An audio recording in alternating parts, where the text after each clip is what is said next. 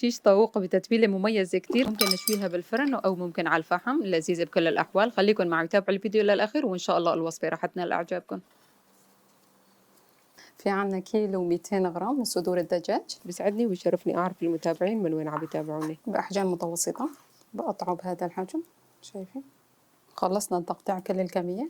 في عندي أعواد خشبية بدي أنقعهم بمي باردة عادية من الحنفية. حطهم على جنب. ورق الغسيل، وهلا بدي أحط له ورق الزبدة بس مشان التنظيف، يعني لأن الصينية بتحترق وبتغلف بالتنظيف. فأنا غلفته بورق الغسيل. الصينية صارت جاهزة. ملعقة كبيرة من الثوم نهرسها أو نبشرها، يعني ما بتفرق. ليمونة بدي أخذ القشرة الطبقة الصفراء. عصير نصف الليمونة تقريبا بيطلعوا ملعقتين كبار لبن زبادي، يعني 3 كوب تقريبا زيت الزيتون. ملعقة صغيرة مليانة بابريكا حلوة. ملعقة صغيرة بصل بودرة. ملعقة صغيرة أوريجانو. ملعقة صغيرة كزبرة. ملعقة صغيرة ملح. نص ملعقة صغيرة زنجبيل بودرة. نص ملعقة صغيرة هاد فلفل حار فينا نستغني عنه، ورشة صغيرة من كربونات الصودا. رح نخلط هدول المكونات مع بعضهم. نحط الدجاج،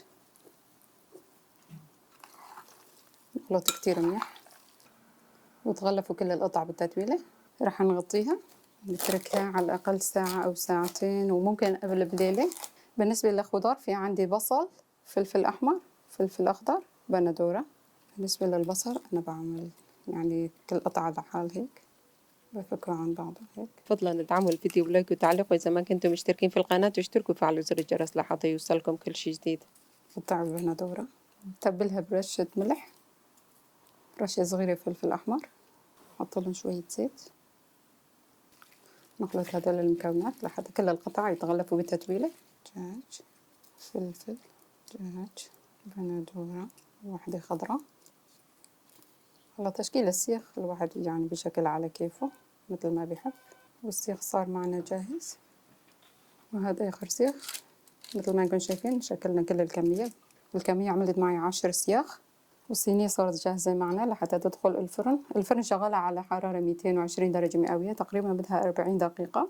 وتحت طبعا أثناء الشوي راح نقلب شوية زيت هيك خفيف، لأني أنا ما حطيت الدهنة، بدي أكتر كمية الزيت. وراح ندخلها الفرن، وبس بلشوا ياخدوا لون بنقلبها الطرف الثاني. بصلة متوسطة نفرمها شرحات.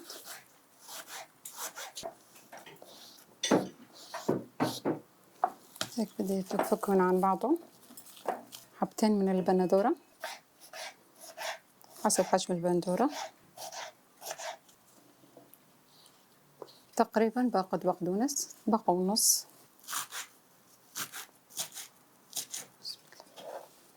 راح نخلط الخضار مع بعضه.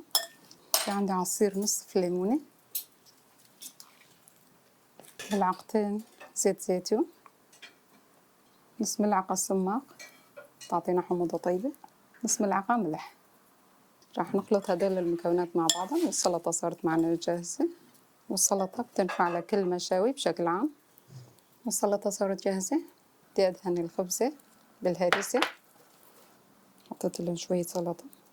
تمام، هدول جاهزين. الشيش طاووق استوى أخذ لون، والسقلي والزيت اللي طلع منه بندهن فيه. بشكر كل حدا بقي معنا ليقرأ الفيديو وحط لايك وتعليق. آخر سيخ. إذا حبيتوا تجربوا الوصفة رح تلاقوا كل المكونات تحت الفيديو بصندوق الوصف. إذا جربتوها بهاي التتبيلة وبهاي الطريقة إن شاء الله بتاخدوا أفضل شيش طاووق.